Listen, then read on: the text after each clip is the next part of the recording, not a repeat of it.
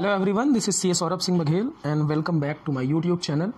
दोस्तों, इस वीडियो में हम स्टार्ट करने वाले हैं बिजनेस स्टडीज़ का चैप्टर नंबर 1, जहां पर हम सेशन 2020 और 2021 के लिए देखेंगे, है ना। यहां पर आपको सारे वीडियोस मिलते जाएंगे सीक्वेंस में। बस आपने करना क्या है, आपने इन वीडियोस को देखना है और उनसे नोट्स प्रिपेयर करना है, और अपने नोट्स जो आप प्रिपेयर करेंगे वो ही बेस्ट होते हैं एग्जाम के लिए, है ना। ईच एंड एवरी कंसेप्ट को हम विथ एग्जाम्पल डील करने की कोशिश करेंगे। तो चैप्टर 1 बिजनेस स्टडीज का है nature and significance of management. तो सबसे पहले क्वेश्चन यही अराइज होता है कि मैनेजमेंट है क्या।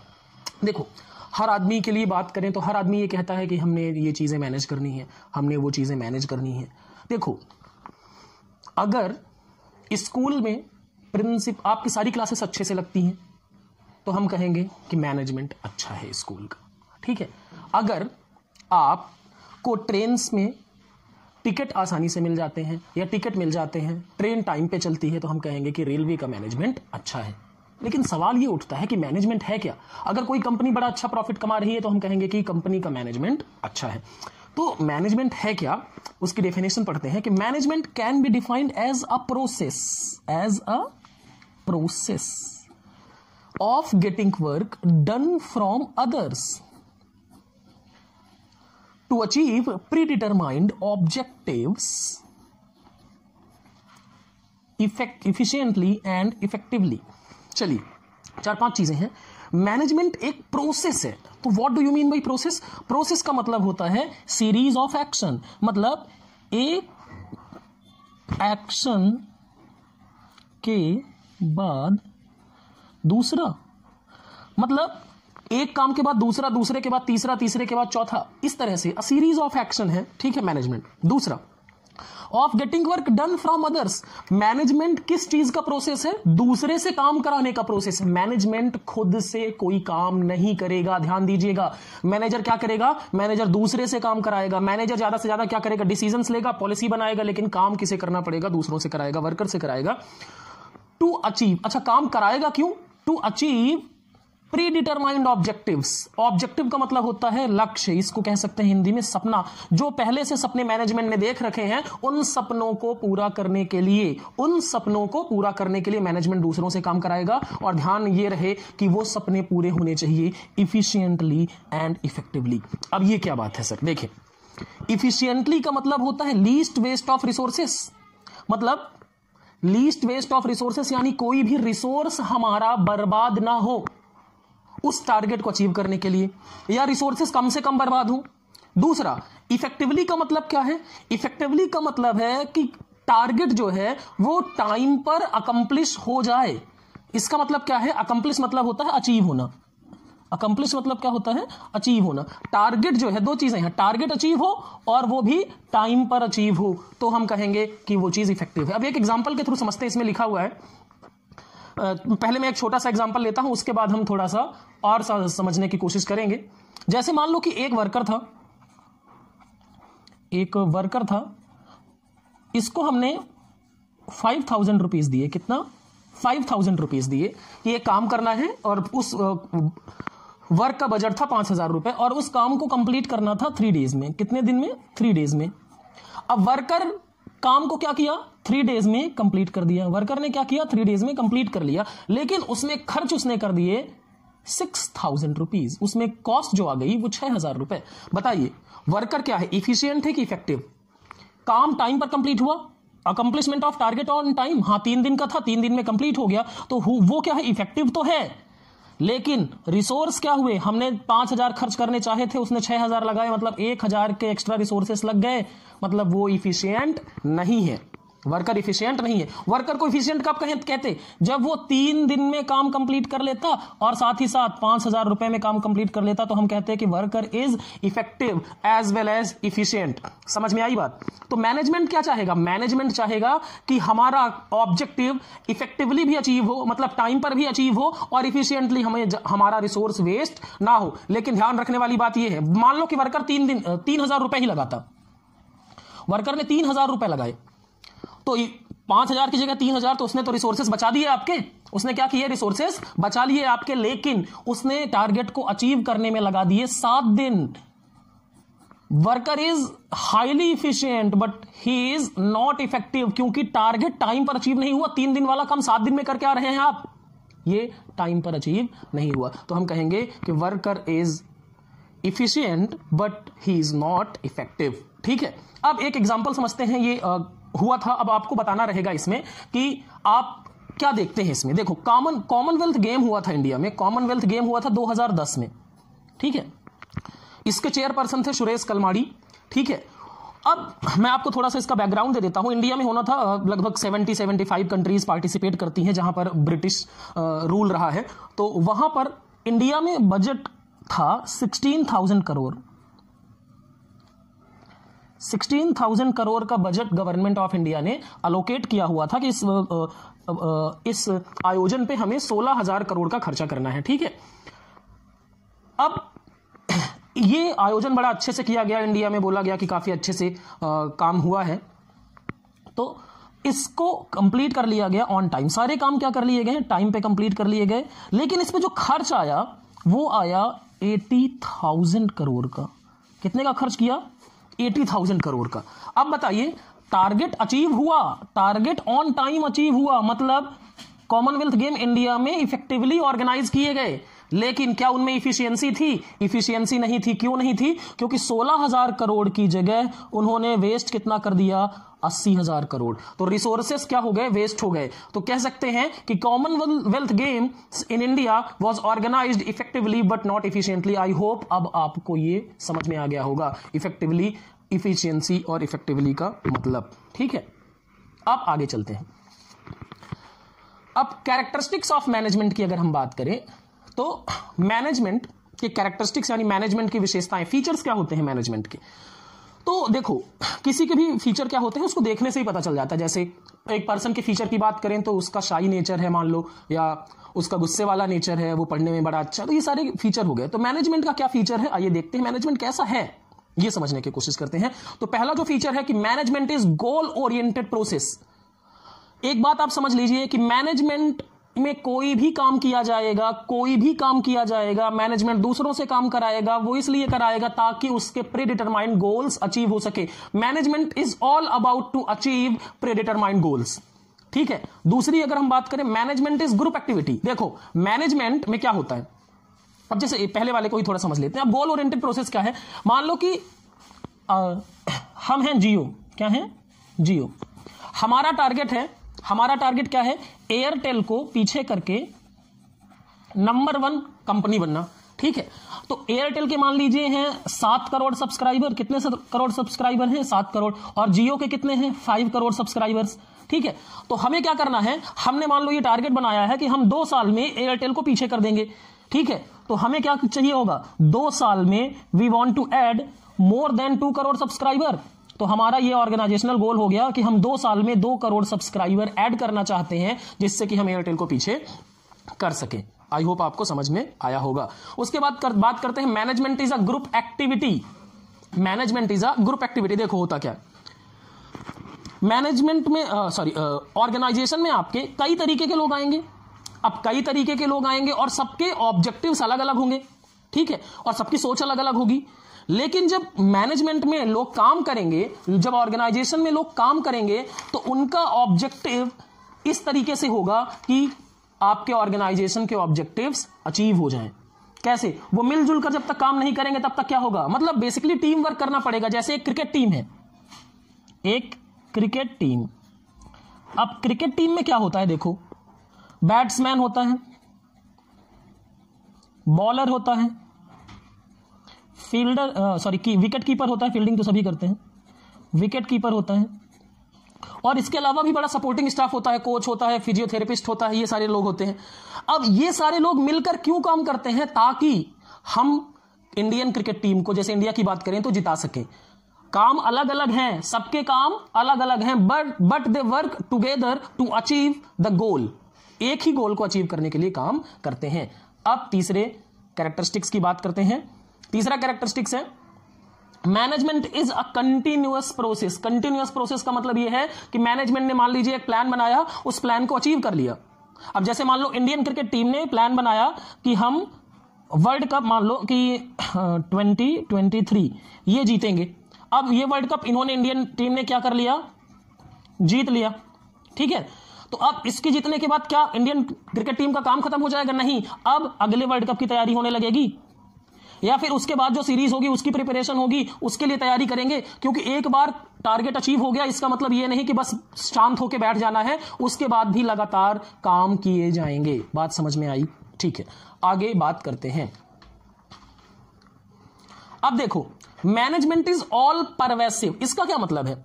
Management is all pervasive. देखो, मैनेजमेंट की अगर हम बात करें, ऑल परवेसिव का मतलब यह है कि मैनेजमेंट हर जगह पे मौजूद है। हर जगह पे मौजूद है का मतलब क्या है? चाहे आपका बिजनेस बहुत बड़ा हो, बिग बिजनेस हो, चाहे आपका बिजनेस स्मॉल हो, चाहे आप पॉलिटिकल ऑर्गेनाइजेशन हो, चाहे आप सोशल ऑर्गेनाइजेशन हो, चाहे आप प्रॉफिट मेकिंग ऑर्गेनाइजेशन हो, चाहे आप नॉट फॉर प्रॉफिट ऑर्गेनाइजेशन हो, कोई भी ऑर्गेनाइजेशन है वो मैनेजमेंट के बिना नहीं चल सकता। क्यों? मैनेजमेंट एक इसेंशियल एलिमेंट है जिससे पूरी दुनिया के ऑर्गेनाइजेशन चलते हैं। जैसे मंदिर में ही अगर मैनेजमेंट ना हो तो अफरा तफरी मच जाएगी। किसी भी बिजनेस में अगर मैनेजमेंट ना हो तो वो बिजनेस ठीक से नहीं चल सकता। जैसे स्कूल में आप इमेजिन करिए, प्रिंसिपल साहब है नहीं तो क्या होगा? इमेजिन करो सिचुएशन कि टीचर्स अपने मन से जो आएगा काम करेंगे, जबकि स्कूल्स नॉन फॉर प्रॉफिट होते हैं, हॉस्पिटल है, वहां मैनेजमेंट ना हो तो क्या होगा? तो ये सारी चीजें क्या है? मैनेजमेंट एक ऐसा एलिमेंट है जो कि पूरे ऑर्गेनाइजेशन, पूरी दुनिया के ऑर्गेनाइजेशन में पाया जाएगा। चाहे आपका बिजनेस छोटा हो, बड़ा हो, पॉलिटिकल हो, सोशल हो, प्रॉफिट मेकिंग हो, नॉन फॉर प्रॉफिट हो, कैसा भी ऑर्गेनाइजेशन है, बिजनेस में मैनेजमेंट अवेलेबल होगा। उसके बाद बात करते हैं, management is a dynamic function. Dynamic function का मतलब क्या होता है? देखो, डायनामिक का मतलब होता है चेंजिंग। डायनामिक मतलब क्या होता है? चेंजिंग। जो समय के हिसाब से अपने आप को बदल ले उसे हम कहते हैं डायनामिक। अब देखो, मैनेजमेंट, अब मैं कुछ आपको एग्जांपल देता हूं। जैसे 2016 में जब जियो आया, तो जियो के आने से पहले डेटा, इंडिया में डेटा रेट जो थे काफी महंगे थे। कोई 200 रुपए में डेटा 1 GB देता था, कोई 150 रुपए में देता था, लेकिन जियो ने डेटा फ्री कर दिया। अब जियो ने डेटा जैसे ही फ्री कर दिया, वैसे ही बाकी कंपनियों को, क्योंकि इन्वायरमेंट बदल गया, तो बाकी कंपनियों को भी अपने प्लान को क्या करना पड़ा? चेंज करना पड़ा, जिससे वो मार्केट में जियो के साथ सर्वाइव कर सके। अदरवाइज क्या होता? अगर कोई, मान लो जियो फ्री में डेटा दे रहा है और आप 200 रुपए में दे रहे हैं, तो होगा क्या? लोग जियो को प्रेफर करेंगे और धीरे धीरे आपका डिस्टेंस खत्म हो जाएगा। उसके बाद मैकडोनल्ड जब इंडिया में आया, तो अच्छा, आप एक चीज देखें, पिज्जा वगैरह जो मिलता है मैकडोनल्ड में, ये क्या होता है? आप अमेरिका में जाएंगे तो वहां पर आपको बीफ से बना हुआ भी मिल जाएगा और उसमें बहुत सारी तरह की वैरायटी होती है। लेकिन इंडिया में ये सारे प्रोडक्ट्स मतलब चलेंगे नहीं, और क्योंकि इंडिया में बहुत ज्यादा रिलीजियस लोग रहते हैं, तो इसलिए मैकडोनल्ड्स ने जब इंडिया में आए तो इन्होंने अपने मेन्यू को बहुत ज्यादा चेंज किया। इन्होंने आलू टिक्की वगैरह भी देना शुरू कर दिया। उसके बाद टीचिंग इन लॉकडाउन, जाहिर सी बात है, पहले जब अभी कोरोना की वजह से जो लॉकडाउन चल रहा है, इसमें क्या है, पहले teachers face to face class लेते थे, लेकिन अभी बहुत सारे टीचर्स ऑनलाइन क्लासेस ले रहे हैं, क्योंकि इन्वायरमेंट ही चेंज हो गया है। तो अगर आपको, अच्छा, जो टीचर ऑनलाइन क्लास नहीं लेंगे, धीरे धीरे उनका एग्जिस्टेंस क्या हो जाएगा? समाप्त हो जाएगा। तो मैनेजमेंट को क्या करना पड़ता है? सर्वाइव करने के लिए, ग्रो करने के लिए, अब बिजनेस इन्वायरमेंट जो चेंज हो रहा है, जो इन्वायरमेंट चेंज हो रहा है, उसके हिसाब से अपने आप को ढालना पड़ेगा। इसलिए कहा जाता है कि management is a dynamic function.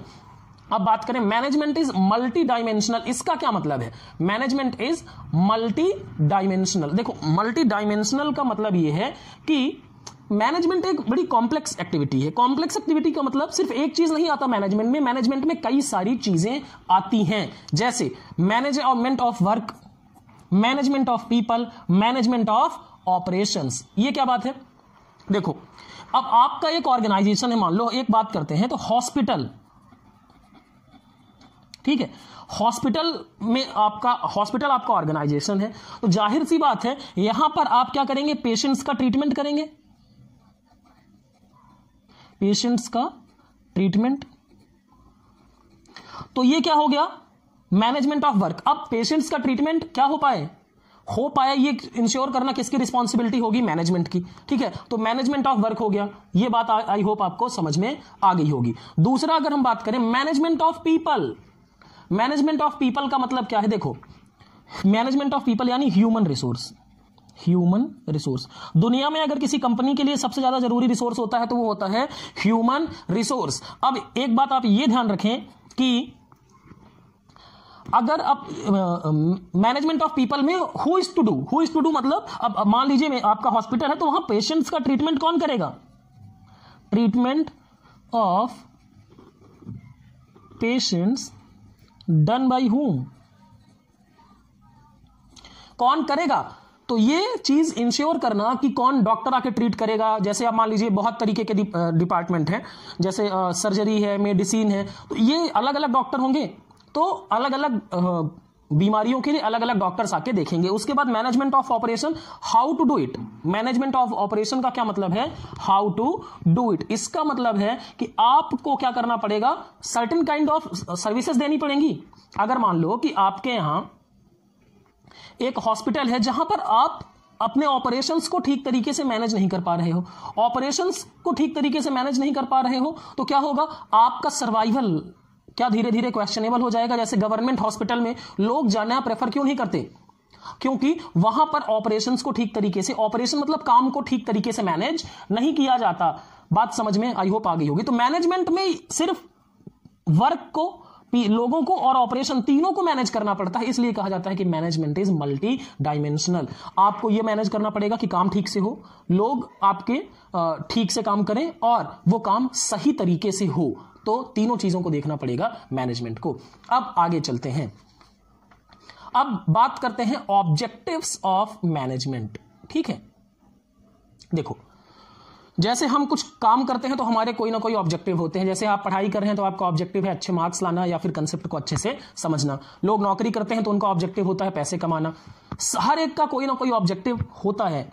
ठीक है, तो अब ऑब्जेक्टिव है क्या? ऑब्जेक्टिव का मतलब होता है वो टारगेट जहां पर आप पहुंचना चाहते हैं, वो टारगेट जहां पर आप पहुंचना चाहते हैं। तो ऑब्जेक्टिव की डेफिनेशन पढ़ते हैं। Objectives are the ends toward which all activities of an organisation are directed. मतलब मान लो ये टारगेट है तो हम जो भी काम करेंगे इस टारगेट को अचीव करने के लिए ही करेंगे। ये लक्ष्य है हमारा और इस लक्ष्य को प्राप्त करने के लिए हम सारी एक्टिविटीज करेंगे। उसके बाद अब बात करते हैं, तीन तरह के ऑब्जेक्टिव्स होते हैं ऑब्जेक्टिव्स ऑफ मैनेजमेंट। बेसिकली तीन तरह के होते हैं। एक होता है ऑर्गेनाइजेशनल ऑब्जेक्टिव। ऑर्गेनाइजेशनल ऑब्जेक्टिव मतलब ये मेन ऑब्जेक्टिव है।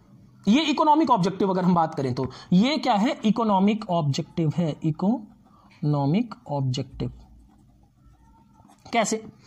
देखो ऑर्गेनाइजेशनल ऑब्जेक्टिव, पहले आपका नया बिजनेस है तो सर्वाइवल के बारे में आप सोचें। आप आते से ही प्रॉफिट के बारे में नहीं सोचेंगे। आपका नया बिजनेस है, पहले से आपके कॉम्पिटिटर होंगे। जब जियो आया था, आप जियो का एग्जांपल याद करें तो जियो ने बहुत सारी चीजें फ्री में अवेलेबल करा दी थी 6 मंथ्स के लिए।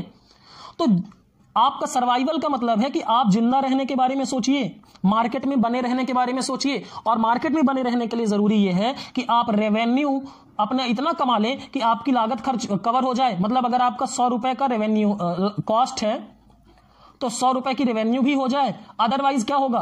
अगर आप खर्च 200 रुपए कर रहे हैं, आपकी कॉस्ट 200 है और कमा 100 रुपए है, तो ज्यादा देर तक आप सर्वाइव नहीं कर पाएंगे अनलेस एंड अनटिल। जियो क्यों सर्वाइव कर पाया? क्योंकि जियो के पास रिलायंस का, ठीक है ना, मुकेश अंबानी का काफी पैसा लगा हुआ था, तो जियो के पास पैसा था इसलिए सर्वाइव कर गया। तो आपको करना क्या है? सर्वाइवल फेज में कम से कम आपके रेवेन्यू आपकी कॉस्ट को कवर कर ले। प्रॉफिट की बात करें, अब आप एक बार सर्वाइव कर गए, देखो जियो ने 6 महीने के बाद पैसे चार्ज करना शुरू कर दिया। तो ये क्या है? एक बार आप सर्वाइवल कर जाएं, आप एक बार कंपटीशन में आपका सर्वाइवल हो गया तो आप प्रॉफिट कमाना शुरू कर सकते हैं। प्रॉफिट कमाना बहुत जरूरी है बिजनेस के लिए। क्यों? प्रॉफिट नहीं कमाएंगे तो मान लो आप बिजनेस करते जा रहे हैं, 100 रुपए लगाते हैं और 100 रुपए कमाते ही हैं, तो आपको मोटिवेशन ही समाप्त हो जाएगा और जो आप रिस्क ले रहे हैं, टाइम दे रहे हैं, उसका कोई मतलब नहीं निकलेगा। तो profit is reward of risk bearing and it is a incentive of business. ठीक है, ये कमाएंगे आप। उसके बाद तीसरी बात करें, जब प्रॉफिट अच्छे से कमा लिया, अब प्रॉफिट कमाने लगे हैं तो फिर हम ग्रोथ के बारे में सोचेंगे। ग्रोथ के बारे में सोचेंगे मतलब एक्सपेंशन ऑफ बिजनेस, अपने बिजनेस को बढ़ाने के बारे में सोचेंगे। जैसे पहले जियो कुछ फाइबर वगैरह ला रहा है, तो ये सारी चीजें क्या है? एक्सपेंशन ऑफ बिजनेस में पहले सर्वाइवल करो, फिर प्रॉफिट कमाओ और उसके बाद ग्रोथ करो। अब आते हैं दूसरे ऑब्जेक्टिव में, जो कि है सोशल ऑब्जेक्टिव। दूसरा ऑब्जेक्टिव क्या है आपका? Social objective. सोशल ऑब्जेक्टिव का मतलब क्या है? देखो बिजनेस कहां काम करता है? सोसाइटी में रहता है। बिजनेस रन करता है कहां?